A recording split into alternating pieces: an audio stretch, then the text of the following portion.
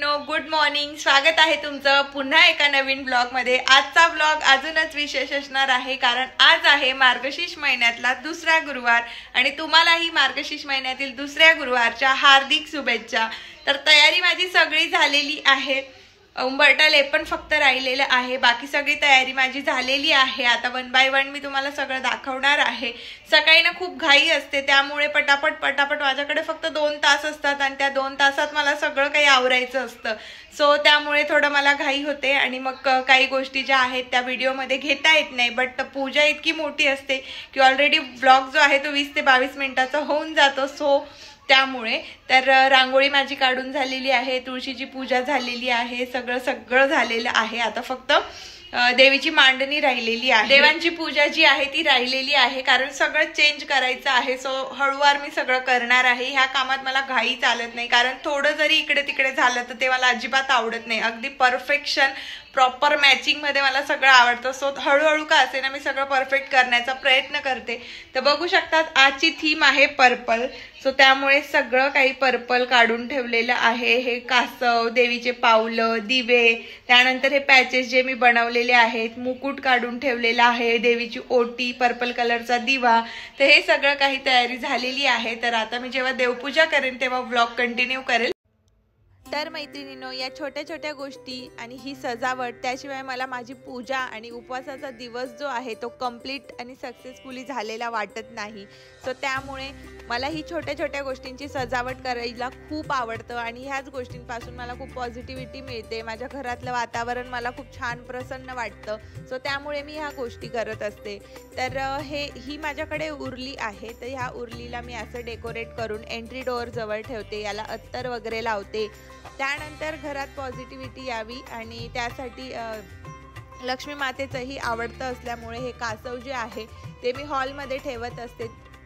बऱ्याच अशा शॉप्समध्ये तुम्हाला हे बघायला मिळेल, खूप जणांकडे तुम्हाला हे बघायला मिळेल. तर घरात पॉझिटिव्हिटीसाठी या गोष्टी आपण करत असतो. सो त्यामुळे मी हे पण छान असं सजवून, गुलाबाच्या ज्या पाकळ्या आहेत त्यांच्याने व्यवस्थित सजवून आणि वरती एक प्लेट ठेवते ज्यात पाणी असतं आणि मग त्यात कासव ठेवते जेणेकरून खालच्या ज्या पाकळ्या आहेत त्या खराब होणार नाहीत. सो हे मी हॉलमध्ये ठेवत असते टीव्ही युनिटला. तर मला जितकं छान असं डेकोरेट करता येईल तितकं करते आणि ह्या गोष्टीला खूप काही असा बराचसा वेळ किंवा दिवसभर लागतो असं नाही आहे. 2 मिनिटाची ही गोष्ट आहे. तर का नको करायला, जर आपल्याला या छोट्या छोट्या गोष्टींनी पॉझिटिव्हिटी मिळत असेल, घरात प्रसन्नता वाढत असेल. सो त्यामुळे मी हे सगळं करत असते. तर अशा पद्धतीने मी इकडे ठेवलेलं आहे. त्यानंतर आजच्या पूजेची आपली थीम जी आहे, जसं की मी तुम्हाला स्टार्टिंगलाच सांगितलं, पर्पल कलर आहे आणि त्यात थोडं पॉपिंग म्हणून मी पिंक कलर यूज करणार आहे कारण पर्पलमध्ये पर्पल ते दिसणार नाही. So pink colour. त्यानंतर हे पॅचेस मी बनवलेले आहेत. तर चला मग आता मी तुम्हाला दाखवते की उंबरठा लेपन मी कसं करते. ऑलरेडी मागच्या मार्गशीर्ष गुरुवारचे जे व्हिडिओ आहेत मागच्या वर्षाचे त्यात मी दाखवलं होतं, बट आता पुन्हा दाखवते. तर पवित्र जल आहे, गंगा जल आहे, गोमूत्र आहे, त्यानंतर माझ्याकडे हे अत्तर आहे, हिना अत्तर. तर ह्या गोष्टी मी स्वामी मूर्ती आर्ट यांच्याकडून मागवते. त्यानंतर अष्टगंध आहे. तर माझा उंबरठा जो आहे तो थोडा ब्रॉड आहे आणि तो सागाचा असल्यामुळे ब्राऊन कलरमध्ये आहे. सो हळदीचं लेपन मला थोडं थिकनेस तिथे जास्त लागतो कारण जर येल्लो असता तर मला अगदी पातळ मी लेपन करू शकले असते कारण खाली बॅकग्राऊंडही येल्लो आहे. बट ब्राऊन कलरचा असल्यामुळे प्रॉपर ते कोटिंग येण्यासाठी मी हळद जी आहे ती 2 चमचे घेते, एक्स्ट्रा घेते 1 चमचा. त्यानंतर अष्टगंध त्यात टाकते. खूप छान सुगंध येतो. असं सुगंधी अष्टगंध जे असतं ना ते जर का तुम्ही टाकलं तर खूप छान असा वास येतो. तुमचं जेव्हा कोणीही एंट्री करतं, जेव्हा मी दार ओपन करते ना, कोणीही मला सांगतं की खूप सुंदर वास येतोय. तर हा उंबरठा लेपनाचा हाही एक फायदा आहे. पॉझिटिव्ह तर वाटतंच. तुमच्या घरात कुठलीही व्यक्ती कितीही निगेटिव्ह माइंडसेटने आली असेल तर दारातलं उंबरठा लेपन किंवा रांगोळी बघून त्याचा माइंड लगेच चेंज होतो आणि आपल्याबद्दलचे विचार त्यांचे चांगले होतात आणि निगेटिव्हिटी ते बाहेरच टाकून येतात. सो त्यानंतर सुगंध अजून वाढावा यासाठी हे गुलाबाचं जल आहे माझ्याकडे. हे 4 ते 5 स्प्रे माझ्याकडे आहेत जसं की मागच्या व्लॉगमध्ये मी सांगितलं. त्यानंतर हे हिना अत्तर आहे ते थोडं टाकलेलं आहे आणि व्यवस्थित मिक्स करून घेणार आहे आणि अजून मला बरीच अशी पातळ पेस्ट लागणार आहे. सो गंगाजलनेच मी हे मिक्स करत असते नेहमी.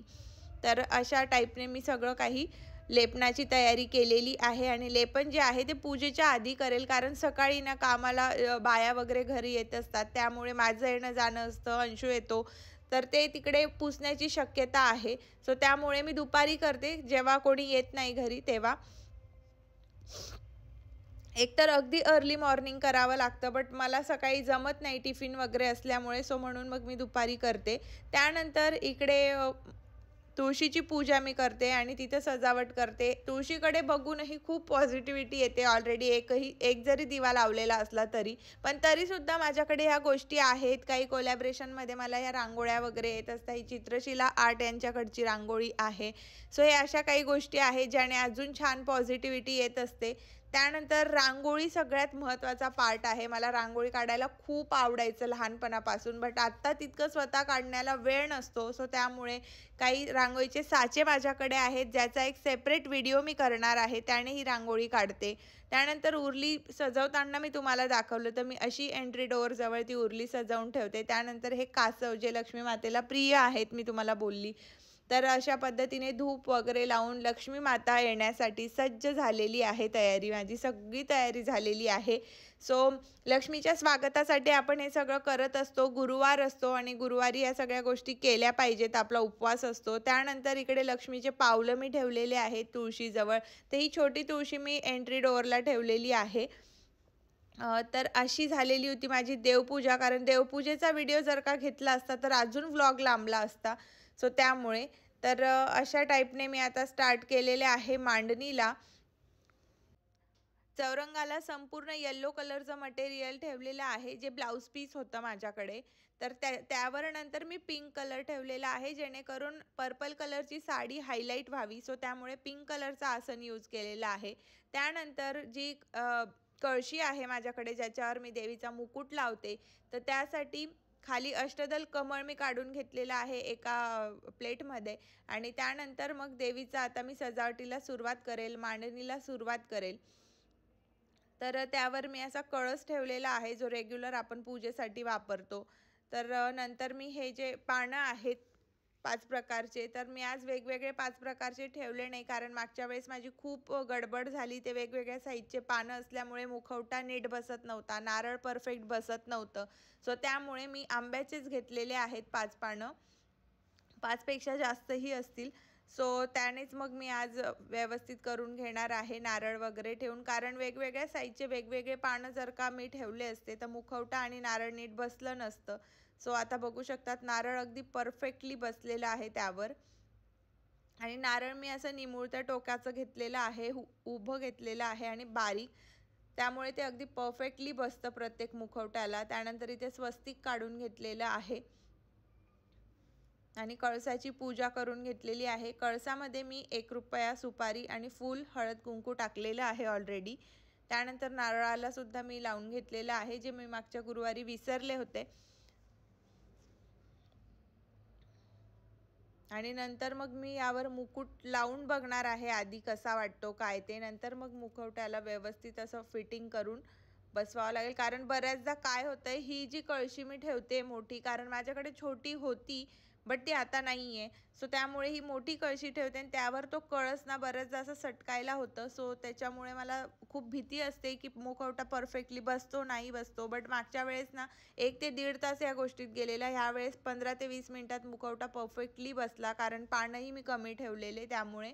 तर मी ज्वेलरी वगैरे आणि साडी वेअर करताना व्हिडिओ स्टार्ट करायचं विसरली.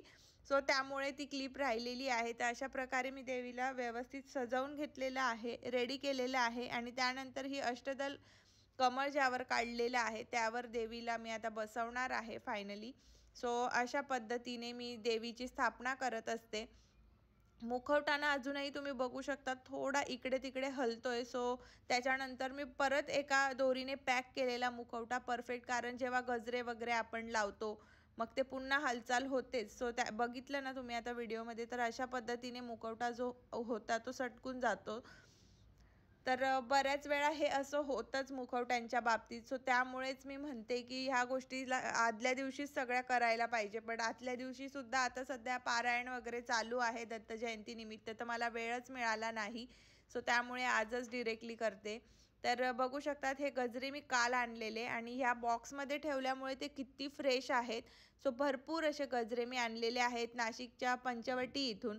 तर ते मी छोटे छोटे पूर्ण अखंड मी एक गजरा घेते आणि त्यातनं मला हव्या त्या साईजमध्ये छोटे छोटे कट करून घेते आणि कट करून घेतल्यानंतर मग ते देवीला लावते. तर तुम्ही बघू शकतात मुकुटच्या मागे ॲल्युमिनियमचं जे स्टँड मी तुम्हाला दाखवलेलं देवीच्या जी शॉपिंगचा एक व्लॉग आहे त्यात, तर त्यालाच मी लावते. ह्या स्टँडमुळे गजरे लावणं सोपं जातं. त्यातल्या त्यात जे मोठे नेकलेस असतील, मी आता जसं मंगळसूत्र त्या स्टँडला अडकवलेलं आहे, तर ते जे दोरीवाले असतात ना ते देवीच्या मुखवट्यासाठी तेच परफेक्ट असतात. मागून दोरी असलेले जे नेकपीस असतात, तर हे जे सगळे जे नेकपीस मी देवीला घातलेले आहेत कोल्हापुरी साज ठुशी वगैरे काही, तर ते सगळं मागच्या दोरीचे आहेत. त्यामुळे अगदी परफेक्टली ते बसलेले आहेत.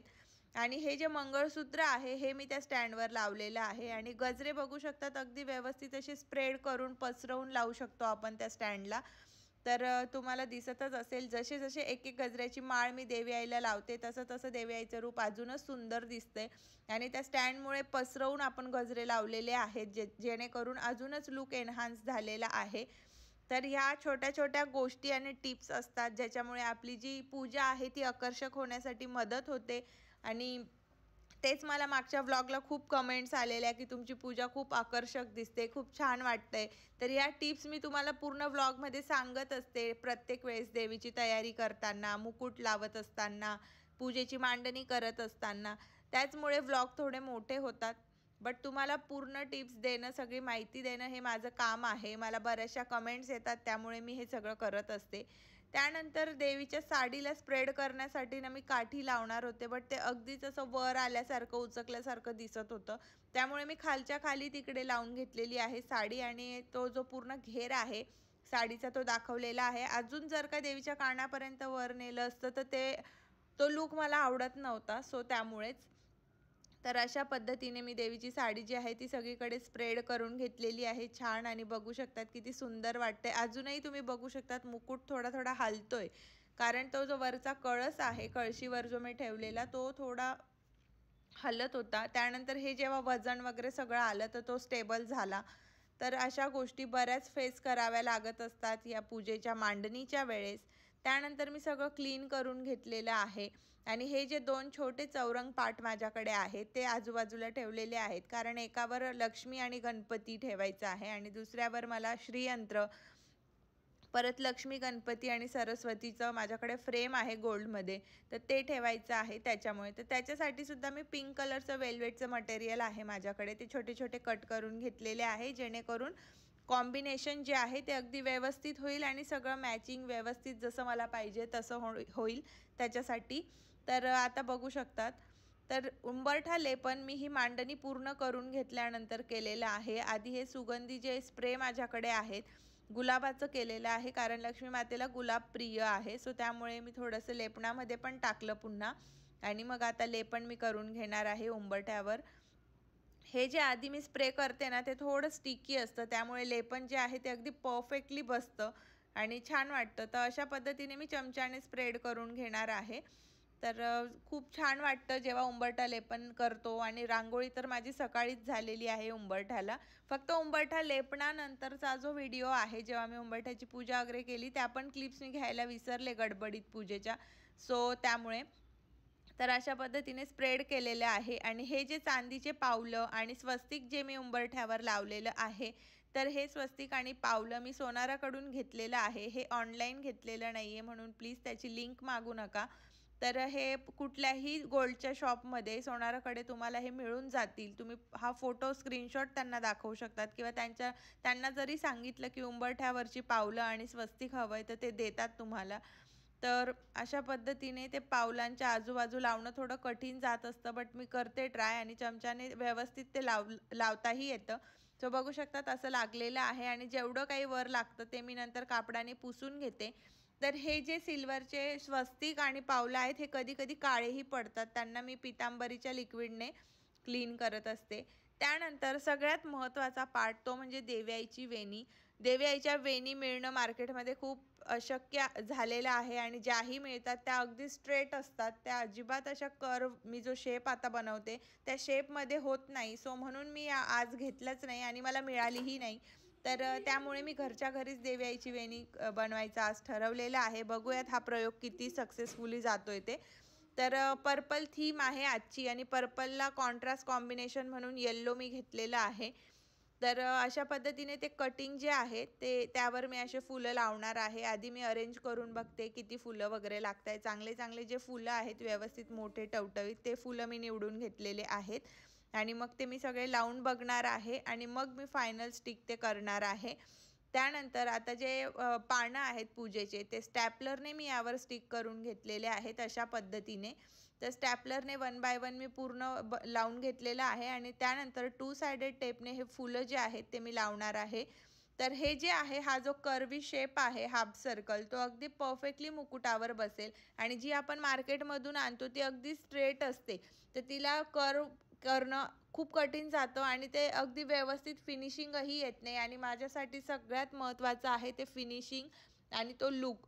त्यामुळे मला ते अजिबात आवडत नव्हतं. सो मागच्या वेळी मी केलं कसं तरी ओढणी वगैरे टाकून ते ॲडजस्ट, पण यावेळेस मला काहीतरी जुगाडच करायचा होता आणि मी केला.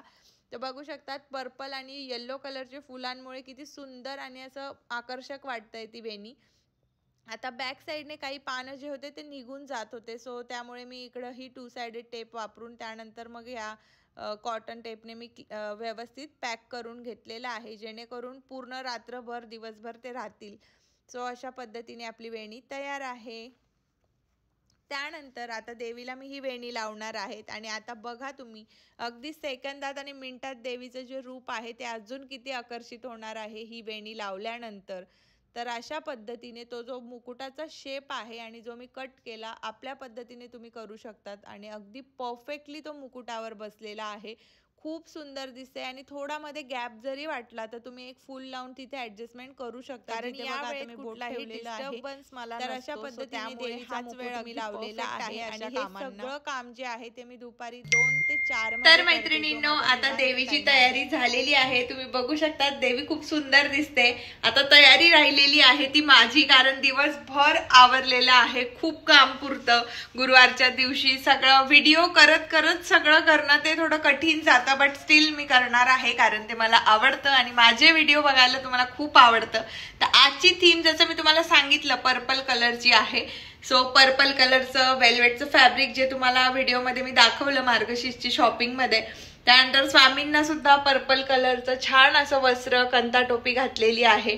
त्यानंतर देवीला तर सुंदर अशी ही साडी वेअर केलेली आहे पैठणी आणि त्यात थोडं पिंक ऍड केलेलं आहे जेणेकरून ते फुलं वगैरे दिसून येतील, नाही तर पर्पल मध्ये पर्पल असं दिसलं नसतं. आणि तयारी करण्यासाठी मीही हा सुंदर असा इरकल ड्रेस घातलेला आहे. तुम्ही बघू शकता खूप सुंदर असं ड्रेस मटेरियल आहे. याच्यातलंच एक मटेरियल उरलेलं आणि त्याचं मी देवीची साडी, हाच तो ड्रेस आहे ज्यातनं मी देवीची साडी शिवलेली आहे. मागच्या व्हिडिओत तुम्ही बघितलंच असेल देवी आईचे वस्त्र. अजूनही तो व्हिडिओ बघितलेला नसेल तर लगेच बघा कसे मी वस्त्र शिवून घेतलेले आहे देवी आईसाठी. तर देवी आईची खूप सुंदर तयारी झालेली आहे. वेणी मी आज घरच्या घरी तयार केलेली आहे. ती थोडी ना काही पानं जे आहेत ते मागे होत आहेत, तर मी ते आता सगळं सेट करणार आहे आणि मग तयारी करून पूजेला बसणार आहे, म्हणजे पोथी वगैरे वाचणार आहे. सगळी मांडणी जी आहे देवाची पूजेची जी प्रोसेस आहे आजच्या ती राहिलेली आहे ते करेल आणि मग तुम्हाला. तर मैत्रिणींनो हे सुंदर असे रांगोळीचे जे पॅचेस आहेत ते मी Amazon वरून घेतलेले आहेत. एकावर दिवा आणि 2 याच्यावर मी लक्ष्मीचे पावलं ठेवलेले आहेत. त्यानंतर हे ओरिजिनल रांगोळीचे पॅचेसही मी ऑनलाईन मागवलेले आहेत. यांचा सेपरेट व्हिडिओ मी करेल. तुम्ही कमेंट्स करा कशा कशा टॉपिक्सवर, कोणत्या कोणत्या टॉपिक्सवर व्हिडिओ तुम्हाला हवे आहेत. तर हे कमळाचे 2 पॅचेस मी ठेवलेले आहेत जे अतिशय ओरिजिनल आणि स्वतः काढलेले वाटतात. त्यानंतर हा कळसाचा पॅच ठेवलेला आहे. त्यानंतर हे कासव जे आहे ते माझ्याकडून तुटलं,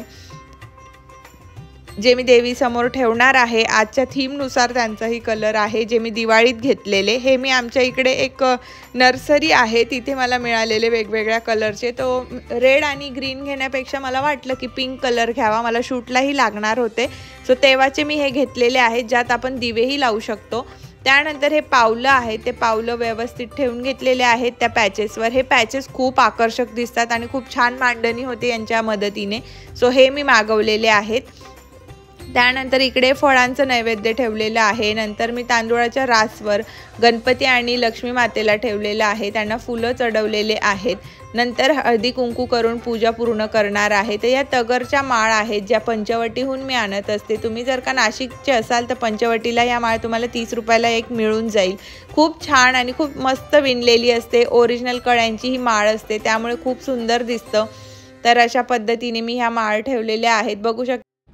तर मैत्रिणींनो, मी आता रेडी झालेली आहे पूजेसाठी आणि छान असा हा महाराष्ट्रीयन लुक केलेला आहे, अगदी देवी आईला मॅचिंग असा केलेला आहे। नक्कीच कमेंट करून सांगा कशी दिसते देवी आणि माझा आजचा लुक तुम्हाला कसा वाटला। अगदी सिंपल सोबर आहे आणि महाराष्ट्रीयन टच दिलेला आहे, देवीलाच मॅचिंग अशी साडी मी घातलेली आहे। तर चला मी आता पूजेला बसते आणि त्या क्लिप्स तुमच्यासोबत शेअर करते। तर कुठल्याही पूजेची सुरुवात आपण अग्नीच्या पूजनाने करत असतो, सो त्यामुळे सगळ्यात आधी मी दिवा लावून घेतलेला आहे जो गाईच्या तुपाचा आहे। आणि हे रेडीमेड गाईच्या तुपाचे दिवे मी स्वामी मूर्ती आर्ट यांच्याकडून घेते। पुन्हा तुम्ही कमेंट कराल म्हणून आधीच बऱ्याचशा गोष्टी क्लिअर करणार आहे व्हिडिओमध्ये। त्यानंतर दिव्याला हळदी कुंकू लावून घेतलेला आहे। त्यानंतर धूप मी लावणार आहे। धूप अगरबत्ती लावल्यानंतरच पूजेला खरं जे महत्त्व आहे आणि जी पूजेची सुरुवात आहे ती खरंच झाल्यासारखी वाटते मला। जोपर्यंत तो धूपांचा अगरबत्त्यांचा वास येत नाही तोपर्यंत पूजा कंप्लीट होतच नाही। पूजेच्या सुरुवातीलाच मी या गोष्टी करून घेत असते।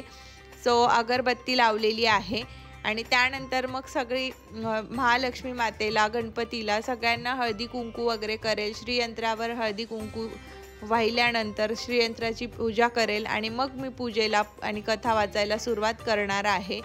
सो अशा पद्धतीने आजची सगळी काही मांडणी झालेली आहे। त्यानंतर देवी आईला हळदी कुंकू करून घेते, कारण इतकं सुंदर रूप दिसतंय ना आणि अजून हळदी कुंकू लावल्यावर तर खूपच छान, ते व्यवस्थित लागत नव्हतं त्यावर, बट तरीही मी छान असं लावण्याचा प्रयत्न केलेला आहे, जे तुम्हाला पुढे व्हिडिओमध्ये दिसेलच। हळदी कुंकू लावल्यानंतर देवी खूप सुंदर दिसत होती अजून।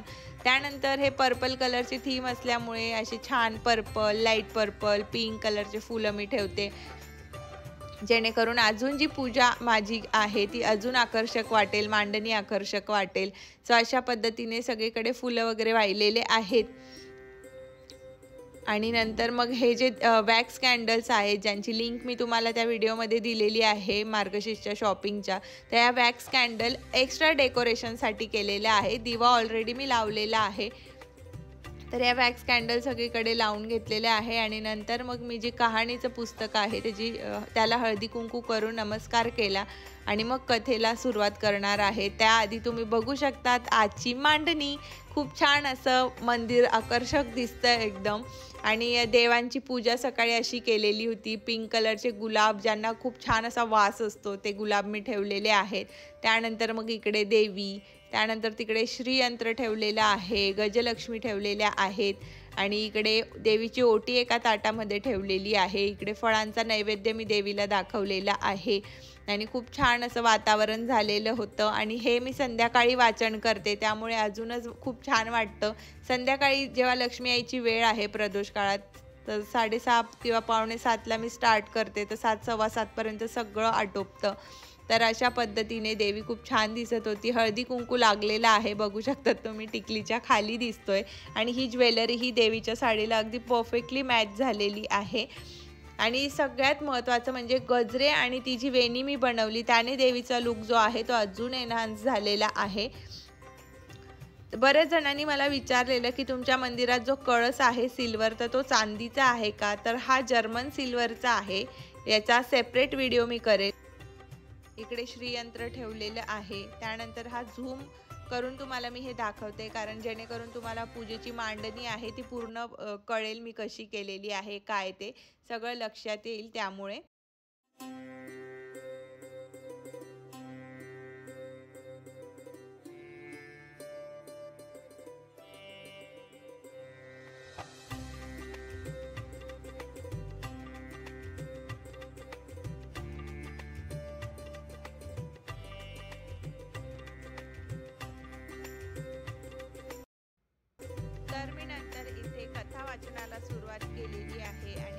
पदर वगैरे घेऊन मी कथा वाचते. मला खूप आवडतं असं टिपिकल मस्त पदर वगैरे घेऊन नथ, मंगळसूत्र, बांगड्या, हिरव्या बांगड्या, काठपदरी पैठणी साडी मस्त. तर असा लुक मला आवडतो देवी आईच्या पूजेसाठी. तर मैत्रिणींनो, आता माझी कहाणी वाचून झालेली आहे पूर्ण. आज मार्गशीर्षचा दुसऱ्या गुरुवारची सगळी पूजा माझी झालेली आहे आणि आता मी फ्री झालेली आहे. आता तुम्हाला देवीचा मी फायनल लुक दाखवते. पूजा झाल्यानंतर देवी किती सुंदर दिसते ते तर बघू शकतात. देवीचं हे रूप खूप सुंदर वाटतंय. आजचं जे कलर कॉम्बिनेशन आहे ते मला खूप आवडलं. देवी ही खूप सुंदर दिसते आणि स्पेशली आजचा जो हा पर्पल कलर मी ठेवलेला अगदी सक्सेसफुली मला जसं पाहिजे होतं तसं सगळं आजचं झालेलं आहे.